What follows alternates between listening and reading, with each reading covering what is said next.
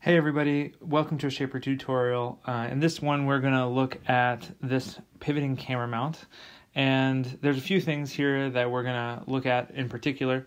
One of them is creating this set of teeth at all of these joints. This pivoting camera mount has some locking features in it so that we can position the camera very precisely. The way that we're going to generate that is with a tool body that we're going to add and subtract from all the components in order to maintain symmetry and make sure that all the parts fit together correctly. We're also going to import a 3D model of an aluminum extrusion, which is this part on the bottom here, and we're going to use that to generate some additional features in the parts that we're going to build.